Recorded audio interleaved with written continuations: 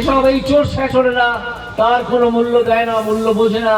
শুধু আপনাদেরকে বলবে যে আমরা তো 1000 টাকা দিয়ে দিচ্ছি লক্ষ্মীর ভান্ডার, 1200 টাকা দিয়ে দিচ্ছি লক্ষ্মীর ভান্ডার। এই জানোয়ারেরা এটা জানে না যে মানুষ বিক্রি নয়। আর যে টাকা তোমরা দিচ্ছ লক্ষ্মীর ভান্ডারের নামে, সেই টাকা তোমাদের ঘর থেকে তোমরা দিচ্ছ না, তোমাদের পৈতৃক সম্পত্তিও নয়। এটা সরকারের আর উপার্জন করা ট্যাক্সের টাকা, যা সারা ভারত থেকে এসছে পশ্চিমবঙ্গ সরকারের কাছে। এটা মমতা ব্যানার্জির টাকা নয়, এই টাকা সরকারের টাকা।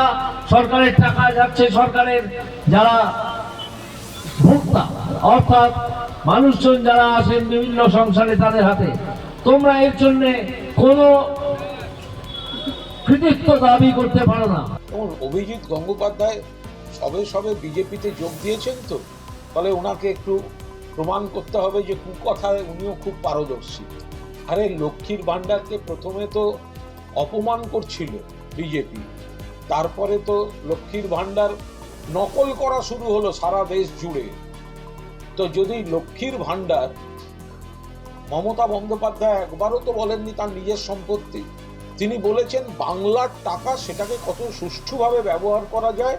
আগে কেউ কখনো যেটা ভাবেনি, সেই নতুন নতুন স্কিম করে যেখানে যাদের লাগে মায়েদের বোনেদের জন্য উনি লক্ষ্মীর ভান্ডারটা সাজিয়ে দিয়েছেন। যেরকম কন্যাশ্রী সাজিয়েছেন, রূপশ্রী সাজিয়েছেন, আমি বাকিদেরটা ধরছি না, সে আলাদা। আমি শুধু মায়েদের বোনেদের বলছি, কতগুলো স্কিম মমতা বন্দ্যোপাধ্যায় করেছেন, আগে কেউ করেনি কেন? এবং অন্য রাজ্যটা এখন নকল করছে। এখন বিজেপিকে বলতে হচ্ছে আমরা বাড়াবো, যদিও নিজেদের রাজ্যে এখনো করে উঠতে পারেনি সেগুলো। তো অভিজিৎ বাবুকে শুধু বলবো একটু মনে রাখবেন, এরপর যখন কেন্দ্রের টাকা নিয়ে কিছু বলতে যাবেন না, ওটাও জেনে রেখে দেবেন, ওটাও কিন্তু কেন্দ্রীয় সরকারের নেতাদের বাবার টাকা।